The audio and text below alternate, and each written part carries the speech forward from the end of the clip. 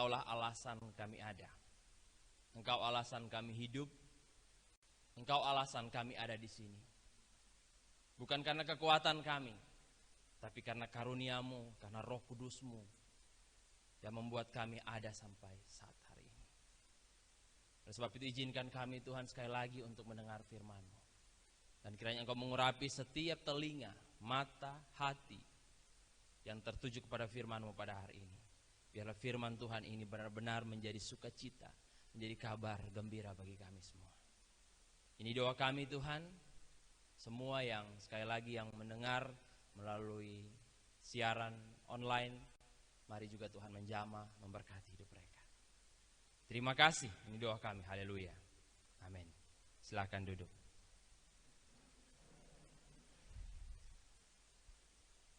Ya, shalom Bapak Ibu yang kasih dalam Tuhan. Ya, saya percaya sukacita selalu ada dalam hati kita, amin. Karena Kristus hidup dalam kita. Nah, tapi hari ini Bapak Ibu, saya tidak dalam model khotbah. Ya, saya pingin seperti di YouTube. Saya ingin seperti di YouTube. Menjawab pertanyaan-pertanyaan. Ya, terutama pertanyaan-pertanyaan prapaskah yang kita susun bersama tentang prapaskah. Ya, mungkin dari semua Bapak Ibu ada yang tidak semua hadir, betul ya? Amin. Ya, ada yang hadir, ada yang sempat hadir, ada yang tidak sempat hadir, ya. Oleh sebab itu saya ingin bersama-sama kita belajar. Amin. Ya, kita belajar.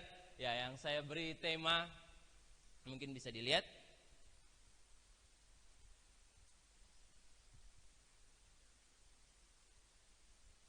Oke. Ya. Lain. Oke, ya. Menjawab pertanyaan PA dengan judul mati bagi dosa dan hidup bagi Allah. Ya, Bapak Ibu yang kasih dalam Tuhan, ya. Kenapa ini penting sekali? Ya, banyak ya seringkali kita lupa, ya. Kita merayakan Paskah, tapi kita tidak tahu, ya. Kita belum benar-benar mengenal siapa Yesus itu. Betapa pentingnya Dia bagi kita, belum, ya. Banyak orang tidak benar-benar menghargai salib Kristus. Ya. Banyak orang tidak mengenal betapa penderitaan Kristus. Betapa dosa itu harus dibayar dengan salib. Makanya orang bertanya, kenapa harus salib? Bukankah Allah itu maha kuasa? Dosa hilang. Kenapa harus salib? Kenapa Yesus harus menderita? Kenapa Dia harus susah-susah menderita datang ke dunia? Kenapa? Nah, Bapak Ibu yang kasih dalam Tuhan, oleh sebab itu hari ini saya ingin bersama-sama dengan Bapak Ibu untuk menjawab pertanyaan-pertanyaan tersebut yang kita belajar bersama-sama. Ya, saya mau tanya dulu siapa yang sempat hadir dalam PA di kaum ibu, kaum bapak, pemuda, ya, remaja. Angkat tangan siapa yang hadir. Saya tidak menghakimi yang tidak hadir, ya. Tidak ada masalah, ya. Kesibukan Bapak Ibu tidak apa-apa, itu pelayanan, pekerjaan Bapak Ibu, mungkin waktu itu membantu keluarga, itu pelayanan juga, ya. Angkat tangan, saya cuma mau cari tahu berapa persen yang hadir dalam PA. Oke, berarti cocok sekali, banyak yang tidak hadir dalam PA. Oleh sebab itu saya ingin bawakan di sini supaya kita sama-sama belajar. Amin. Amin. Baik, mari kita lihat pertama. Nah, apakah pertanyaan-pertanyaan tersebut? Pertanyaan dari saudara dari Jawa Tengah. Oh tidak ya, tidak ada. Ini sudah ada pertanyaannya. Yang pertama, bagaimana dosa bisa masuk dalam diri manusia dan ke dalam dunia? Ini tentu pertanyaan yang sangat biasa, ya. Pasti Bapak Ibu sudah tahu.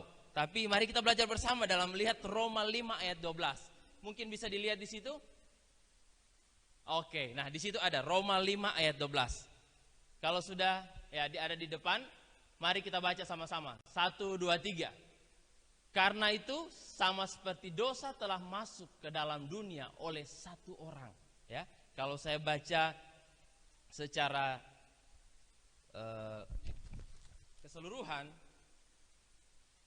Roma 5. Ya, saya harap Bapak Ibu kita sama-sama hari ini belajar bersama-sama. Roma 5 ayat 12. Sebab itu sama seperti dosa telah masuk ke dalam dunia oleh satu orang, dan oleh dosa itu juga maut. Demikianlah maut itu telah menjalar kepada semua orang, karena semua orang telah berbuat dosa. Ya, jadi Bapak Ibu jelas ya, siapa? Melalui siapa dosa itu masuk ke dalam dunia? Melalui berapa orang? Melalui papa mama? Melalui siapa? Melalui oma opa? Melalui Adam, ya. Melalui Adam dosa itu menjalar sampai ke dalam seluruh sendi-sendi kehidupan manusia. Nah, saya mau kasih tahu Bapak Ibu, ya. Saya kasih gambaran. Semua yang terjadi terhadap fisik Bapak Ibu itu pasti tidak lepas dari turunan. Betul enggak? Atau ada yang tidak mengakui, saya bukan dari mama papa saya punya wajah ini bukan dari mama papa saya. Dari mana, Dan? Ya? Saya bentuk dagu ini bukan mama saya, bukan papa saya. Ya? Dari siapa? Tetangga? Tidak mungkin, ya. Semua yang kita rasakan, kita alami sekarang ini, semua hasil keputusan dari terdahulu kita. Kenapa Bapak Ibu ada di Ampana? Karena nenek moyang Bapak Ibu lahir di Ampana. Atau pindah dari Manado, pindah ke Ampana berapa ribu tahun lalu.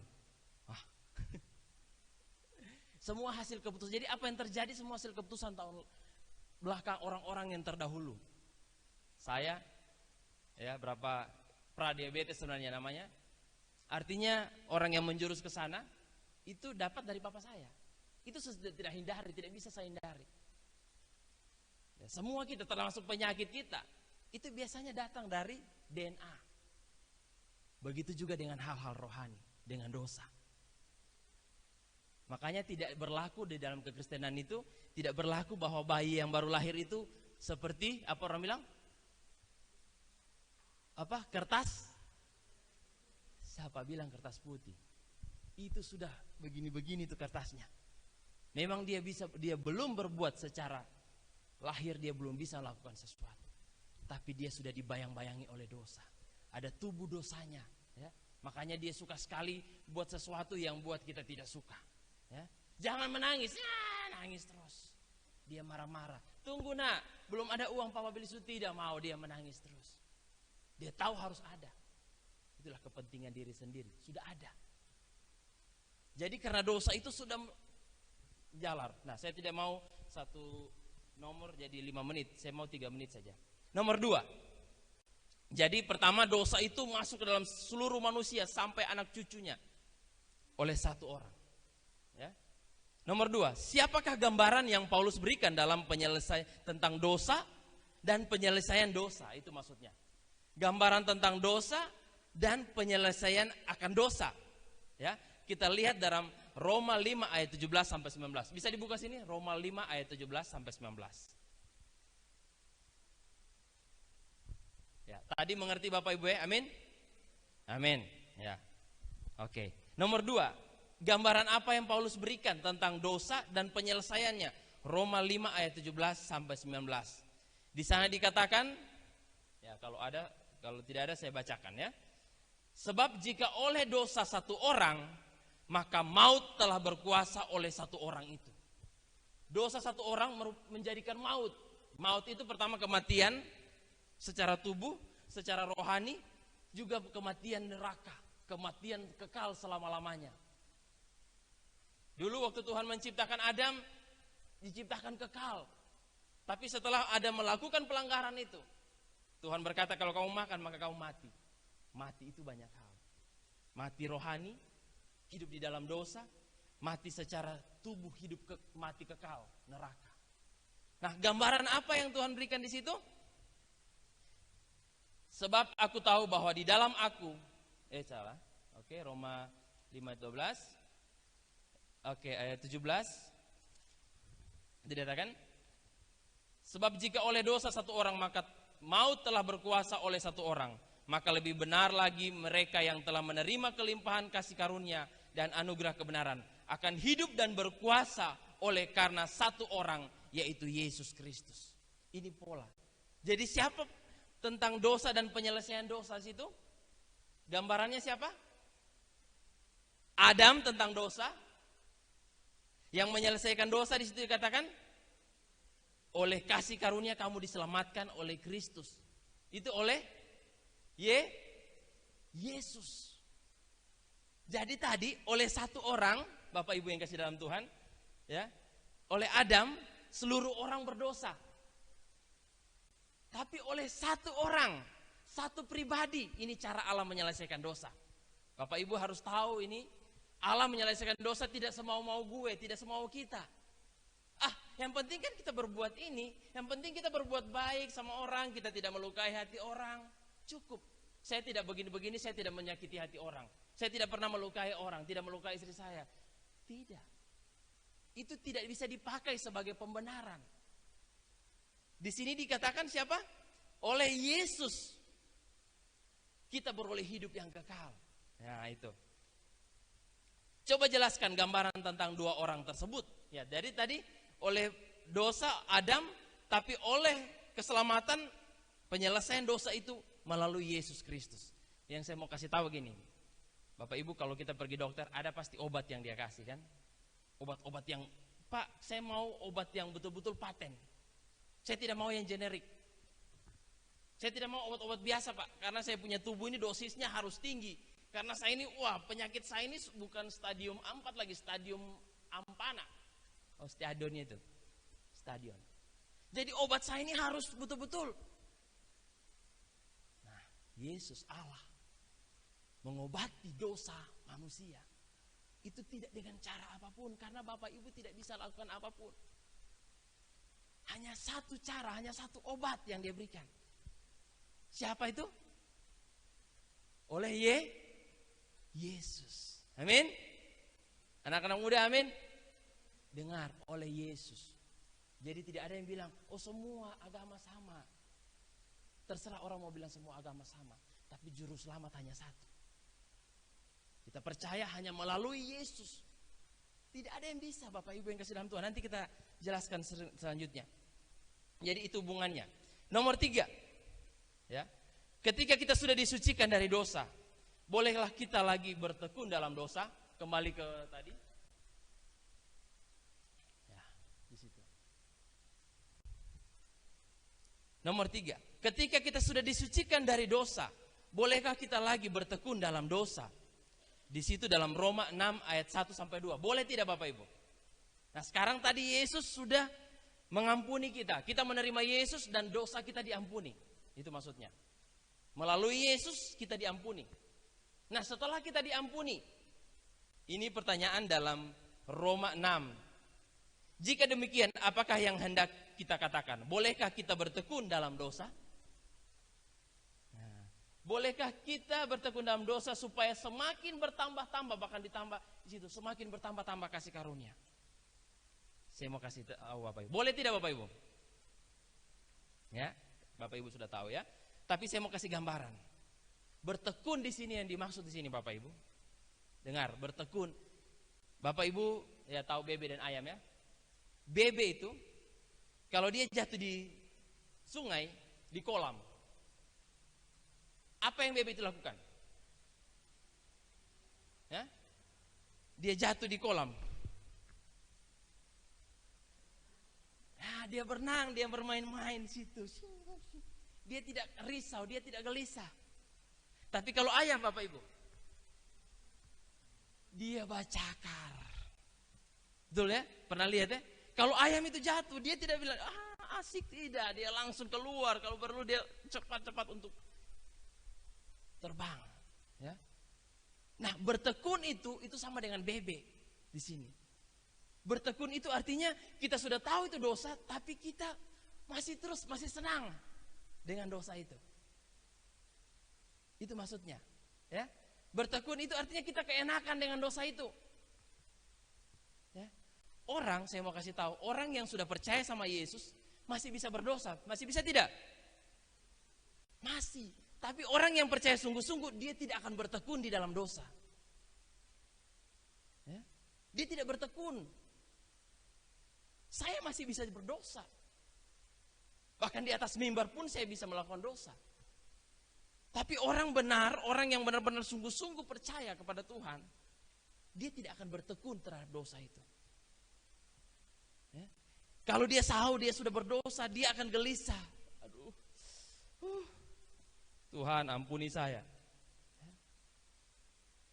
Tadi istri saya suruh sebelum pergi kantor, suruh bawa itu sampah. Tapi saya bilang, iya mana gampang itu. Sudah langsung pergi.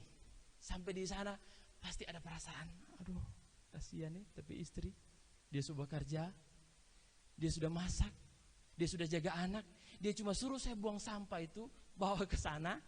Yang biasa bawa bapak ini punya penyesalan. Tidak kita bawa.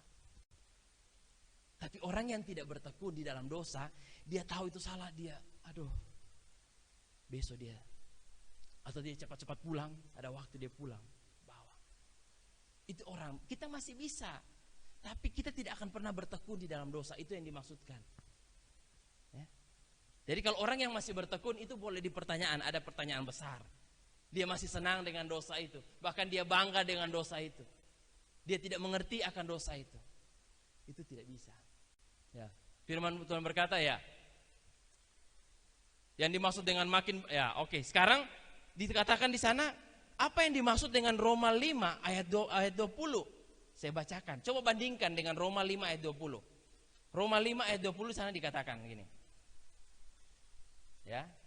Ini perbandingannya.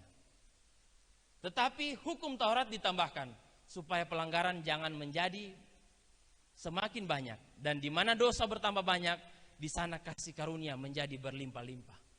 Ini seperti kontroversi dengan ayat tadi. Ayat tadi kita tidak boleh bertekun di dalam dosa. Ayat pasal 6 ayat 1 sampai 2. Tapi pasal 5, kalau dosa bertambah, kasih karunia Allah semakin bertambah. Itu apa maksudnya? Ya, langsung saja ya. Nah, yang dimaksud dengan pasal 5 ayat 20, dosa kita bertambah, kasih karunia Allah bertambah. Bapak Ibu, itu ketika kita di dalam perjanjian lama. Itu konteks di dalam perjanjian lama. Ketika Adam jatuh dalam dosa, dosa masuk ke dalam diri manusia. Tapi dosa itu tidak bisa membatalkan atau menghalangi kasih karunia Allah. Coba lihat, ketika Adam dan Hawa jatuh dalam dosa, mereka tetap dapat konsekuensi. Mereka diusir dari Taman Eden. Tapi Tuhan masih memelihara, menjaga mereka. Bahkan Tuhan berjanji untuk memberikan solusi, memberikan obat yang terbaik, yaitu kasih karunia. Melalui siapa? Melalui Yesus. Jadi yang dimaksud dengan Roma 5 ayat 20 tadi, tetapi hukum Taurat ditambahkan supaya pelanggaran menjadi semakin banyak. Bahkan waktu hukum Taurat diberikan sama Musa, jadi jelang berapa ratus tahun baru hukum Taurat turun. Itu bukan menyelesaikan dosa. Ya, itu bukan tambah dosa tapi bertambah banyak. Karena hukum itu bukan membuat kita, coba lihat Bapak Ibu, ada peraturan lalu lintas di jalan raya. Apakah membuat orang itu takut untuk melanggar? Ya Pak Bobi? Tidak. Justru makin banyak orang melanggar, makin banyak peraturan, makin banyak orang melanggar. Nah, hukum Taurat itu diberikan Tuhan untuk menjadi cermin bahwa kamu itu sudah banyak dosa, itu maksudnya. Oleh karena kamu sudah banyak dosa, kasih karunia, tapi bersyukur kasih karunia juga berlimpah atas hidup kita, yaitu Dia memberikan Yesus bagi kita.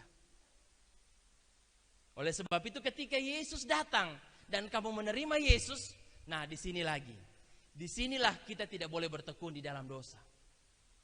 Jadi jangan setelah kita percaya Yesus, lakukan dosa saja, nanti kan kasih karunia bertambah-tambah. Tidak, salah.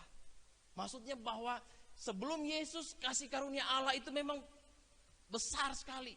Dosa tidak bisa menghalangi kasih Allah. Bahkan Dia memberikan anaknya. Itulah kasih karunia. Jadi semakin banyak, Bapak Ibu yang kasih dalam Tuhan, hukum Taurat itu sekali lagi, perbuatan baik atau hukum Taurat itu tidak membuat saudara lebih baik. Ada orang mengandalkan hukum-hukum. Betul tidak? Oh, kami punya aliran ini, wah ketat sekali bro. Ada hukum ini, mau pergi di sini, ada hukum ini. Mau pergi kencing, ada hukum ini. Ada baca ini, ada baca ini, ada baca ini. Sama seperti orang ahli Taurat.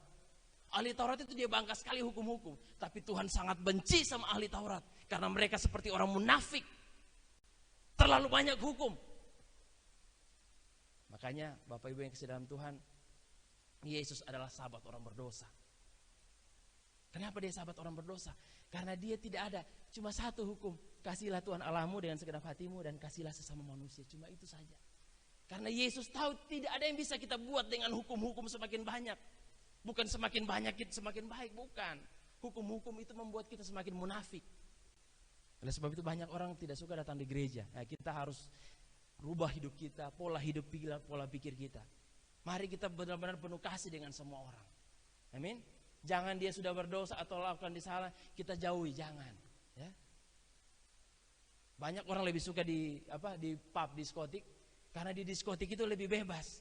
Ada gelas yang jatuh, orang mau kasih bersih, oh jangan, ada pelayan. Tapi biasa di tempat-tempat tertentu, tempat-tempat yang rohani, begitu ada sesuatu, dasar ngana, memang kayak mama, kayak papa ngana. Ya, anak-anak buat kesalahan kita sudah langsung. Akhirnya mereka takut di gereja. Saya bilang bukan berarti kita longgar, bukan. Bukan longgar, bukan. Ya. Bukan longgar, ya, bukan. Kasih karunia Allah itu ada disiplin, makanya dibilang kalau kita sudah hidup di dalam Yesus, Yesus sudah ampuni kita, jangan lagi bertekun di dalam dosa. Kalau kamu jatuh, minta ampun sama Tuhan. Jangan ulangi lagi. Itu saja. Amin. Ya, mengerti ya? Jadi bukan kita melakukan dosa supaya makin bertambah kasih Tuhan sama kita, bukan. Itu perjanjian lama dulu. Ya, berikutnya. Ya. Sejak kapan orang percaya mati? Coba dibacakan situ. Ayat kelima, nomor 5. Iya 4 ya, 4 itu ya. Pakai 4. Sejak kapan orang percaya mati bagi dosa dan hidup yang baru? Nah, kapan kita mati bagi dosa? Jadi kekristenan itu Bapak Ibu yang kasih dalam Tuhan, menjadi orang Kristen itu menjadi orang yang hidup yang baru. Ya, jangan dulu nak di sini ya, Bapak khotbah ya. Iya, ada mami situ. Teringat kata-kata tadi. Anak-anak, jangan langsung diam. Kasih tahu pelan-pelan. Semua dimarah tadi. Cuma ingat kata, iya betul ya. Nah, sana nak ya. Iya. Tuhan saja begitu banyak kasih karunia sama kita. Amin. Kita seperti orang yang legalisme. Legalisme itu, wow, itu yang paling Tuhan tidak suka. Dosa legalisme Bapak Ibu. Dosa legalisme itu dengan aturan-aturan. Atau dia berpikir dengan tradisi-tradisi gereja. Itu bisa menyelamatkan, membuat dia lebih baik. Datang di gereja. Haleluya. Hah? Orang salah sedikit, senyum sedikit. Hei, kita harus serius. Mengiring Yesus harus serius, jangan banyak ketawa. Haleluya. Ya. Itu legalisme. Yesus itu santai, men. Amin. Bukan dia senang dengan dosa, bukan. Dia benci dosa, dia ampuni. Ketika pelacur itu datang, dia bilang, aku pun tidak menghukum kamu, pulanglah. Tapi jangan berbuat dosa lagi. Kita jangan menghakimi orang, amin. Hanya Tuhan yang bisa menghakimi. Kita dipanggil menjadi saksi, bukan hakim. Betul? Jadi mari kita rangkul semua orang. Rangkul teman kita, mau apapun rangkul. Mau dia LGBT, terserah. Ngana mau LGBT, terserah. Aku mengasihimu. Tinggalkan LGBT-mu, tapi aku tetap mengasihimu. Karena Kristus mengasihi kita semua. Sejak kapan orang percaya itu mati bagi dosa dan hidup yang baru? Nah, waktu kita menyerahkan diri bagi Yesus, ya, di situ dikatakan Roma 6 ayat 3. Ya, sekali lagi Roma 6 ayat 3. Karena kita tahu bahwa manusia lama kita telah turut disalibkan supaya tubuh dosa hilang kuasanya, agar jangan kita menghambahkan diri lagi kepada dosa. Sebab siapa yang telah mati, ia telah bebas dari dosa. Ayat 5. Sebab jika kita telah menjadi satu dengan apa yang sama dengan kematiannya, kita juga akan menjadi satu dengan apa yang sama dengan kebangkitannya. Ya, jadi Bapak Ibu kasih dalam Tuhan, sejak kapan kita menjadi hidup yang baru? Kita memiliki hidup yang baru. Kita mati bagi dosa kita. Ya, sejak kapan? Ya, di situ dikatakan, oke, ya, Kita punya hidup yang baru dan kita mati bagi dosa. Jadi orang percaya, waktu saudara percaya sama Yesus, itu adalah komitmen tanda tangan bahwa kamu sudah mati bagi dosa. Adam, semua orang berdosa. Tapi waktu kita percaya Yesus, itu merupakan tanda tangan dan komitmen bahwa kita harus mati bagi dosa dan hidup yang baru. Jadi sejak kapan kita hidup yang baru? Sejak kita menerima Yesus Kristus. Nah, kemarin ada sedikit pandangan yang salah. Dia sudah percaya pada Yesus, dia mau ikut, memang dia dari seberang, ya, tapi dia mau ikut suaminya. Tapi orang bilang, kamu itu belum dibaptis, kamu itu belum sah. Kamu belum dibaptis, kamu belum sah. Akhirnya saya tanya, menurut kamu Kristen, kamu percaya Yesus? Ya, saya kayaknya belum percaya Yesus, saya belum Kristen kayaknya. Kenapa? Itu masih, saya merasa masih, ya saya kasih jelaskan sama dia. Baptisan itu tanda bahwa kamu benar-benar mati, mau mati bagi dosa-dosamu. Sama seperti Yesus yang disalibkan, dia mati bagi dosa-dosa. Itu baptisan, itu tanda. Bapak Ibu, sama-sama katakan tanda. Jangan bangga, oh saya sudah dibaptis dari kecil. Sebelum Bapak dibaptis, saya sudah dari kecil. Dari begini saya sudah dibaptis. Itu belum apa-apa, itu cuma tanda. Yang jelas kita ketika kita percaya Yesus, kita harus mati bagi dosa. Sama seperti itu arti salib itu. Biasa kan Bapak Ibu pakai salib besar-besar toh? Tapi ketemu orang, kurang ajar, kurang cukit, semua cukit-cukit semua. Tapi pakai salib besar-besar. Dia tidak tahu bahwa ketika dia menerima Yesus, itu dia harus mati bagi dosa dan hidup yang baru. Makanya firman Tuhan dalam 1 Timotius 4 ayat 7, barang siapa ada di dalam Kristus, dia adalah ciptaan yang baru. Sesungguhnya yang lama sudah berlalu, yang baru sudah datang. Amin. Siapa yang mau menerima Yesus, mati bagi dosa dan hidup baru di dalam Yesus, angkat tangan. Nah, itu konsekuensi. Ya, memang itu. Tapi ada yang bilang gini, tapi Pak, saya ini belum percaya, belum mau terlalu sungguh-sungguh karena banyak sekali saya punya dosa. Jadi saya belum, nanti kalau saya sudah selesaikan saya punya dosa-dosa itu, baru saya mau serahkan diri sama Tuhan. Saya bilang, kalau kamu berprinsip seperti itu, tidak perlu ada Tuhan Yesus. Tidak perlu. Kenapa? Kenapa harus ada Tuhan Yesus? Karena kamu sudah bisa sucikan dirimu. Ya? Kalau kita bilang, tunggu, nanti saya sudah kudus, hidup kudus, baru saya masuk gereja. Berarti kamu tidak butuh Tuhan Yesus. Kamu merasa dirimu itu sanggup. Berarti ayat yang tadi, oleh satu orang dosa, tapi oleh satu orang Yesus Kristus kita diselamatkan, tidak berlaku bagi kamu. Bagi kamu itu oleh saya sendiri, oleh kekuatan saya, oleh hikmat saya. Macam ada seorang YouTuber berkata, saya bangga karena saya memilih agama ini, karena itu pilihan saya. Dia bangga sekali. Sesungguhnya kita ada karena Tuhan yang memilih kita. Amin. Kita bersyukur karena kasih karunia Tuhan, dia memilih saudara dan saya. Kita bukan siapa-siapa. Tapi waktu kita memilih dia memilih kita, dan kita iakan, disitulah waktu saudara dibaptis, itu tandanya saudara harus mau mati bagi dosa. Jangan bertekun lagi, itu maksudnya. Amin. Jangan bertekun. Bagaimana bisa? Undang Roh Kudus masuk dalam hatimu. Amin. Waktu saudara percaya dan undang Roh Kudus, buah-buah roh itu saudara tidak lakukan karena diajar. Nak, buah-buah roh itu begini nak, hafal ini, maka kamu akan lakukan ini.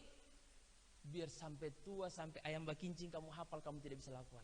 Karena buah roh itu hasil dari Roh Kudus di dalam diri kita. Kita tidak mau, tapi dia akan memaksakan kita untuk melakukan yang terbaik bagi Tuhan. Undang Kristus. Mungkin saudara masih ada sedikit ganjalan-ganjalan, ada hal, tetap bersekutu dengan Tuhan. Amin. Undang terus, bukan undang. Persilahkan. Roh Kudus itu ketika kita terima Yesus, Roh Kudus itu ada di dalam diri kita.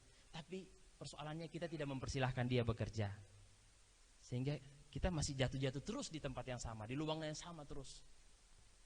Ya, terus, oke. Pandangan apa yang kita harus miliki? Nah sekarang Bapak Ibu. Orang Kristen banyak masih punya pandangan yang salah. Ya. Saya masih tetap hidup di dunia, Pak.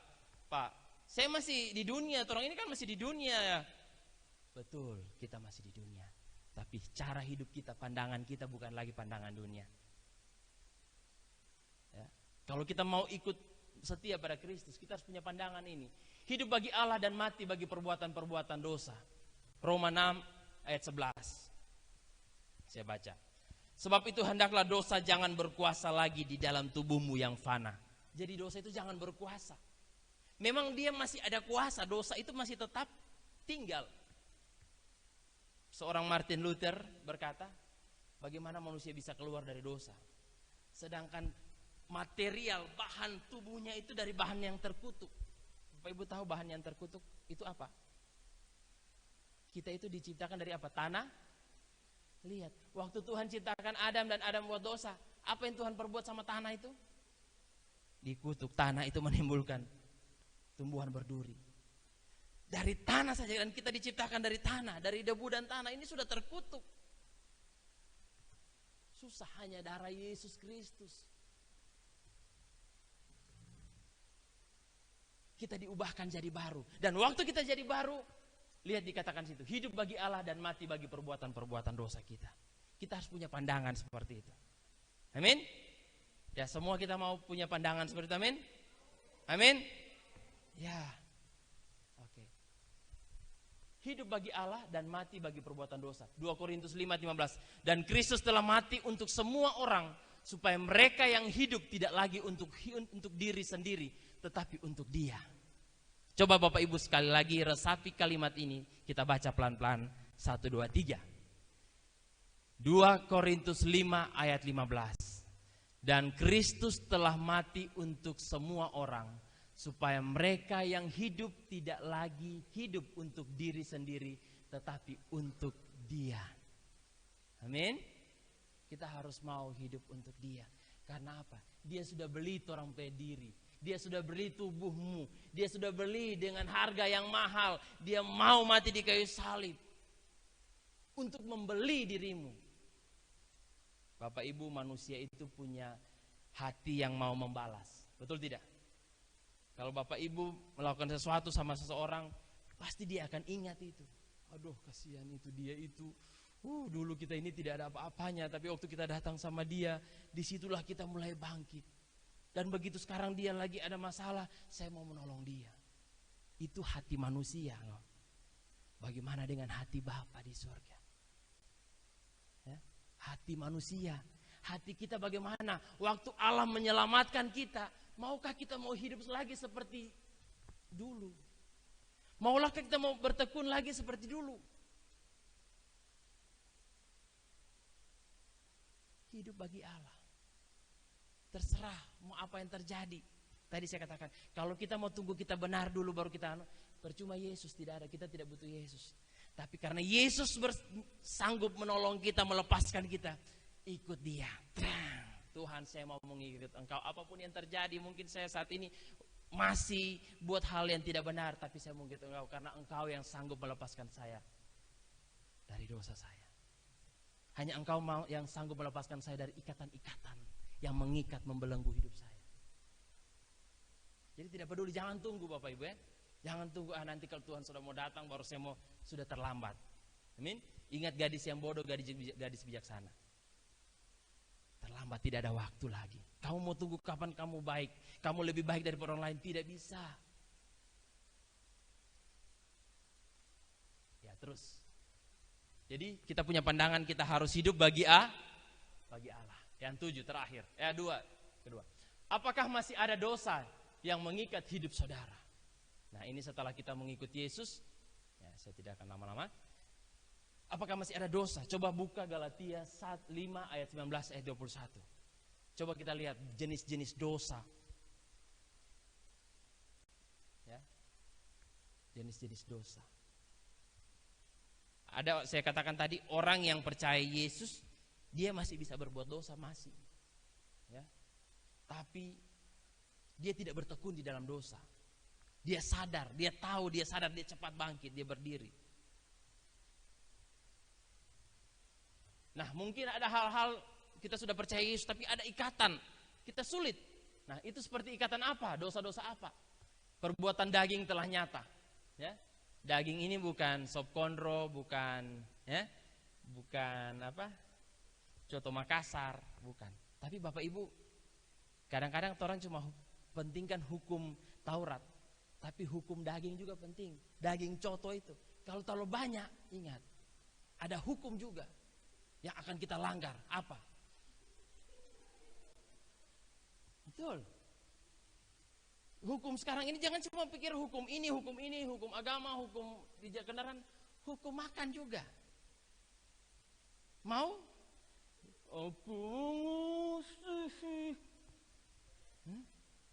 Tuhan mau kita hidup berkualitas. Amin. Supaya kita bisa mempersembahkan tubuh kita juga dengan baik. Ya. Saya sudah kurang dengan kopi. Masih tetap kopi, cuma sudah kurang. Ya. 1 hari 3 gelas. Oh tidak. 1 minggu baru tadi malam lagi minum kopi. Tapi dorong kasih kopi minta ampun. Itu gelas. Saya bilang ini kopi 1 minggu saya minum ini. Nah, sedikit-sedikit tidak apa-apa. Ya. Nah, ini perbuatan daging nyata, yaitu percabulan, kecemaran, hawa nafsu. Nah, percabulan, kecemaran, nafsu, ya. Nafsu sekali, ya. Tapi kenapa dibilang hawa nafsu, bukan adam nafsu? Ya.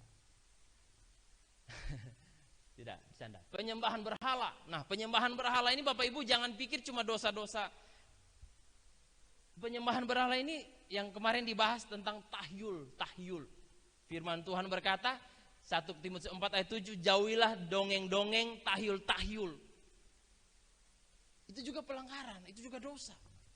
Tapi Pak, betul juga lah kalau kita percaya. Biasa kalau ada kupu-kupu datang di rumah, ada tamu, betul. Pertama kebetulan, yang kedua iblis sudah tahu. Oh, ini nyong ini bapak ini dia percaya itu. Jadi setiap kali sudah mau ada tamu, iblis kan tahu, mau ada orang datang, dia suruh utus kupu-kupu datang. Supaya kita percaya terus sama itu tahyul itu. Kalau cicak jatuh, kita sial, jatuh di kepala. Saya bilang bukan kita yang sial, cicak yang sial. Kasihan itu cicak kan? Apalagi rambut kita sudah berdiri begini. Jatuh. Bukan kita yang sial, cicak yang sial. Ya banyak, ya.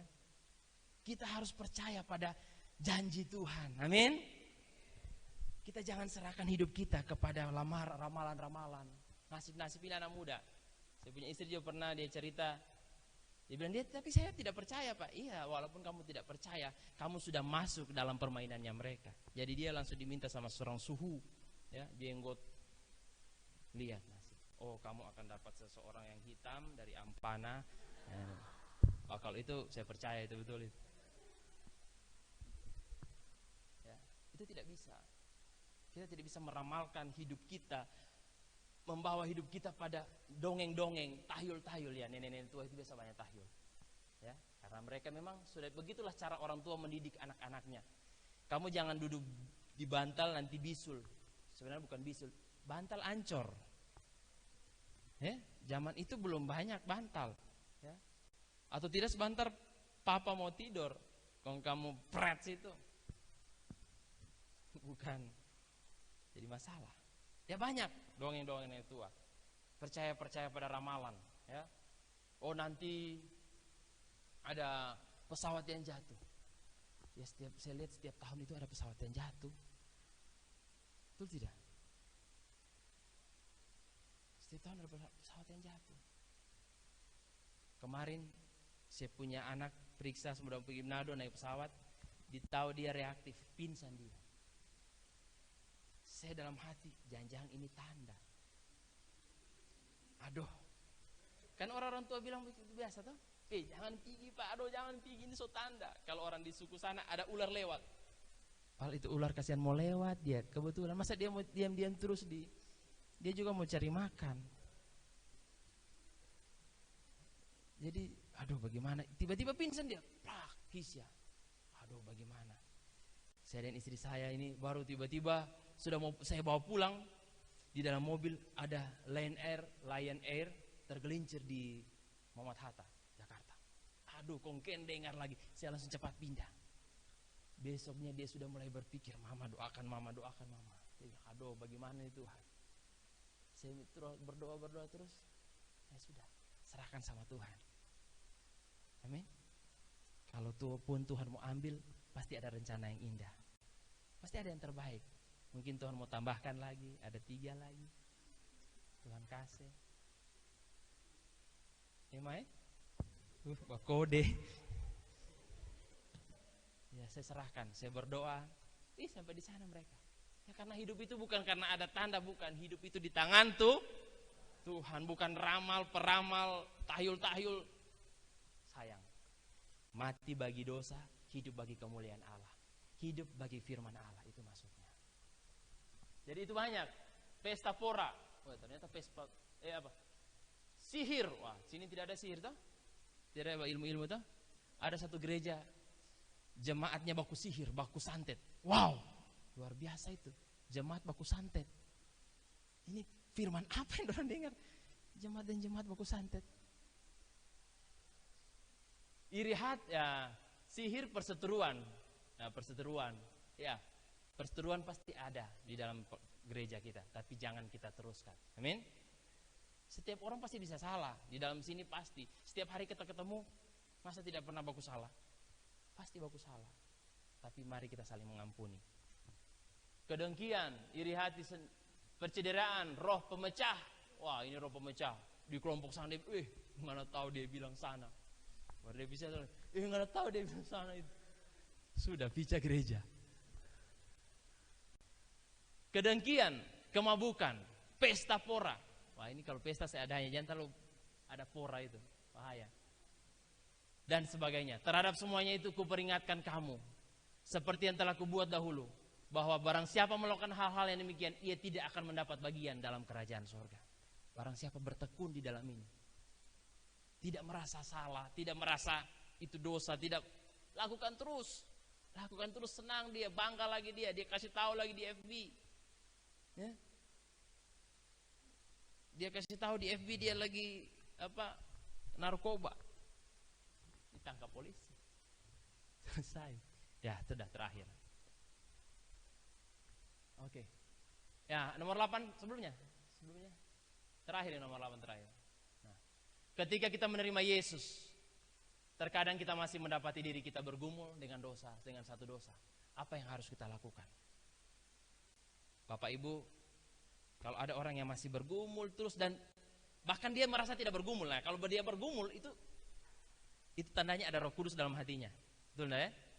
Kalau dia bergumul terus, dia merasa tidak nyaman, itu ada Roh Kudus, bersyukur. Tapi kalau ada orang tidak merasa, dia merasa aman-aman saja, bisa saja dia ikut Tuhan karena hanya takut masuk neraka.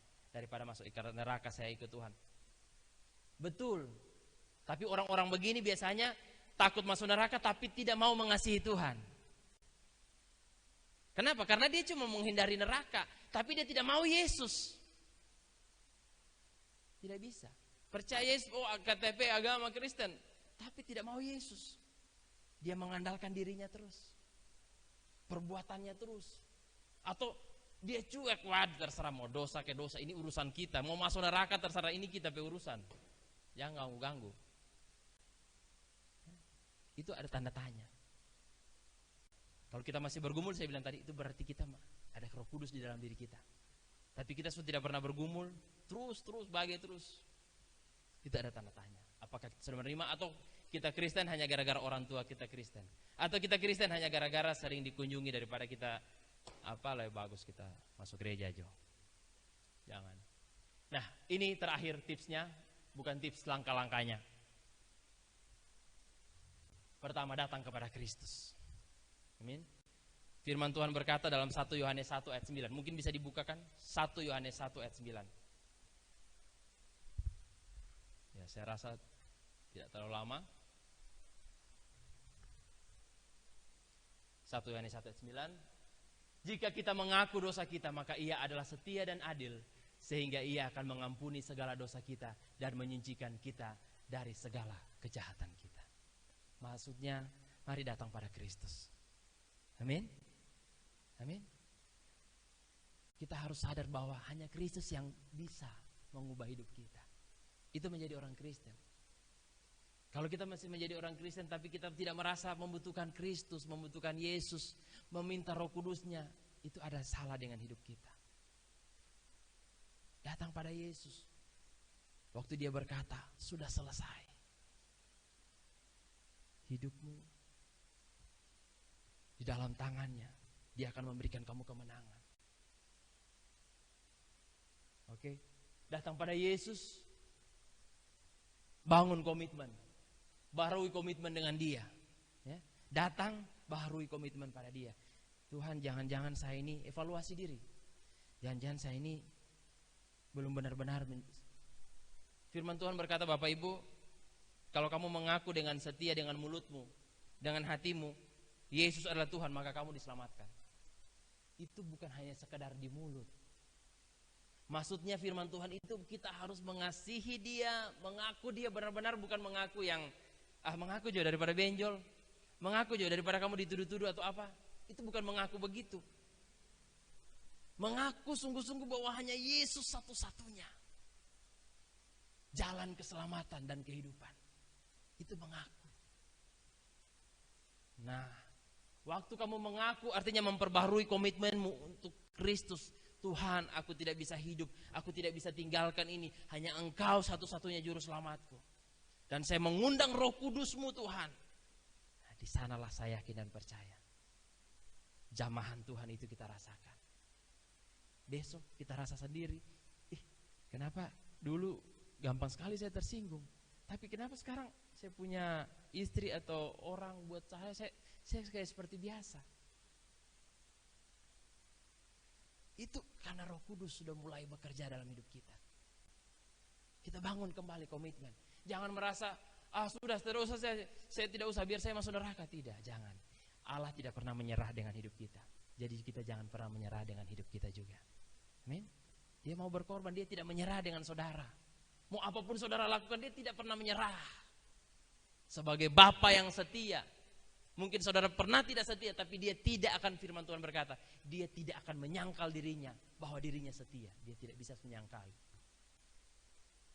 Terus apa yang ketiga? Tetap dalam persekutuan. Nah ini firman Tuhan berkata, jangan menjauhi persekutuan. Maksudnya supaya ada dosa-dosa, ada hal-hal yang itu dikikis. Karena Bapak Ibu di dalam persekutuan biasanya ada orang-orang yang makin jengkel. Itu tidak apa-apa. Justru itu biasa mengikis, bukan bikin jengkel. Ada orang-orang yang berlawanan karakter gitu, yang membuat kita jengkel. Atau biasanya orang itu sama karakter dengan kita. Bapak Ibu jangan bilang, saya paling benci sama dia karena begini. Biasanya itu terjadi, kenapa kita benci? Karena kita itu biasanya sama dengan dia karakter kita. Tidak mau dikalah. Akhirnya ketemu dengan dia memang tidak mau dikalah, tidak bisa dikasih. Ya sama. Papa dengan anak. Papanya paling tidak suka dengan anak ini juga paling tidak suka. Cek percek, mereka berdua sifatnya sama. Dua-dua tidak suka mengalah. Nah, tapi dalam persekutuan biasa terjadi seperti itu. Itu untuk mengikis kehidupan dosa kita. Itu dipakai untuk mengikis kebiasaan-kebiasaan kita yang buruk. Itu dipakai. Jangan tinggalkan persekutuan. Ada di situ, justru karena ada di situ, dia firman Tuhan berkata, besi menajamkan besi. Orang menajamkan sesama. Kalau besi mau dikasih tajam dengan apa? Dengan besi juga, kikis. Orang menajamkan sesamanya dengan orang, jangan dengan binatang lain. Terus tetap dalam persekutuan. Temui mentor. Ada orang-orang yang jadi kakak rohani di situ yang Bapak Ibu percaya, panggil dia. Aduh Pak, tolong doakan saya punya pergumulan ini, saya punya ini. Terus bangun hubungan yang intim dengan Yesus. Melalui firman dan melalui doa saja. Demikian firman Tuhan kita pada hari ini. Ya. Mari kita membangun hidup kita, ya, melalui firman, melalui doa. Dekat dengan Kristus, dekat dengan Yesus. Cinta, mau hidup kekal, mau. Tapi mari kita mengasihi Kristus. Mari kita mengasihi Tuhan kita. Kasihlah Tuhan Allahmu dengan segenap hatimu, dengan segenap jiwamu. Segenap, semua dikatakan segenap. Segenap itu Bapak Ibu, kalau Bapak Ibu lihat gelas ini segenap tidak? Tidak, ini cuma sepotong, setengah, seperberapa ini? Saya tidak tahu seperempat. Seperempat. Seperlapan. Oh iya, seperlapan. Segenap itu full. Mari. Mungkin kamu tidak bisa mau full. Ya sudah, panggil Tuhan, Tuhan, saya tidak bisa mengasihimu. Tolong saya, Roh Kudus bantu saya supaya saya bisa mengasihi Tuhan Allah dengan segenap hati. Kita tidak bisa sendiri, kita butuh Dia. Baca firman Tuhan. Dan sekarang Bapak Ibu yang kasih dalam Tuhan, ada aplikasi. Kalau Bapak Ibu yang sudah mulai rabun, mana HP saya? Mulai rabun, ada itu, buka YouTube, Alkitab bersuara. Alkitab bersuara. Bapak Ibu, ada yang tidak suka baca. Memang orang Indonesia kan tidak suka baca. Ya, jadi buka itu kitab Kejadian, mulai dari kitab Kejadian, buka. Sudah dengar 1 atau 2 pasal, sudah dengar saja sebentar atau menyetir di mobil, dia akan terus bicara. Firman itu akan terus. Kan firman Tuhan bilang iman timbul karena pendengaran. Ada yang tidak baca. Ada itu ibu-ibu di sana. Dia bilang, aduh Pak, saya ini bagaimana ya, saya punya mata, saya tidak bisa. Memang iya, karena dia buta huruf, belum bisa baca memang. Cuma dia malu bilang, tapi saya punya solusi. Kayaknya Alkitab seperti itu bisa jadi solusi. Kita juga kalau di mobil baca, tinggal klik itu sudah. Biarkan kita terus mendengar firman Tuhan. Ya, amin. Mari kita satu dalam doa. Kalau ada Bapak Ibu atau saudara-saudara, pemuda-pemudi yang rindu memperbaharui komitmennya dengan Yesus, katakan hari ini, Tuhan Yesus, aku mengundang Engkau untuk benar-benar bertahta dalam hidup saya. Saya mengundang Engkau Yesus bertahta di dalam hati saya, bertahta di dalam pikiran, bertahta di dalam tubuh saya, seluruh tubuh jiwa roh saya. Saya tidak sanggup Tuhan untuk hidup bagi kemuliaan Tuhan. Saya tidak sanggup untuk mati terhadap dosa-dosa saya. Saya tidak sanggup Tuhan. Tapi saya mau mengundang Engkau untuk menguasai hidup saya saat ini. Dan biarlah Allah Roh Kudus,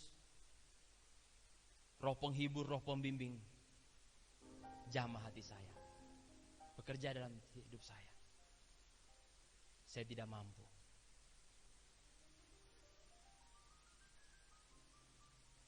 Tuhan, berkuasalah atas hidup saya.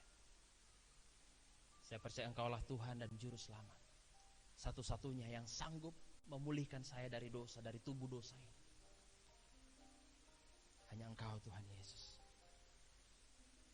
Terima kasih.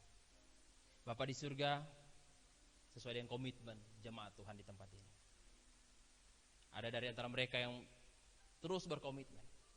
Mari Tuhan sertai komitmen mereka. Biarlah Roh Kudus senantiasa menyertai hidup mereka, agar komitmen ini terus dibangun,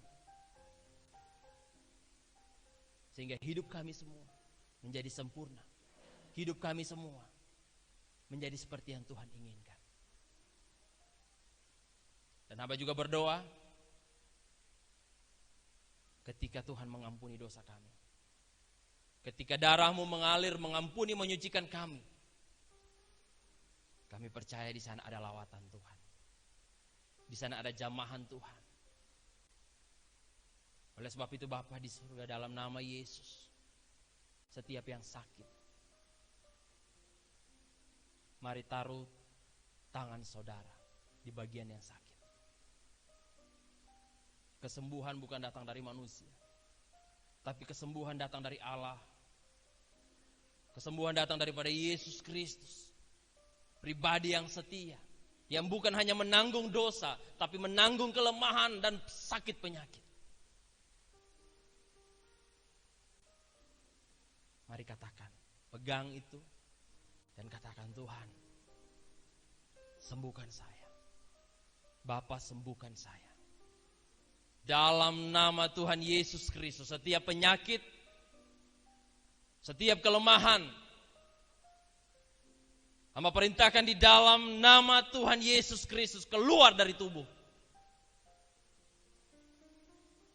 Terima kasih Tuhan. Percaya Tuhan. Kami percaya oleh iman Kami disembuhkan oleh iman, kami diselamatkan. Terima kasih. Terima kasih Bapak. Saat ini kami juga berdoa bagi semua jemaat Tuhan yang hadir saat ini, mungkin ada di dalam pergumulan pekerjaan. Mari Tuhan Engkau memberkati mereka, menjadikan mereka saksi, jadikan mereka berkat. Mereka jadi naik bukan turun, jadi kepala bukan ekor.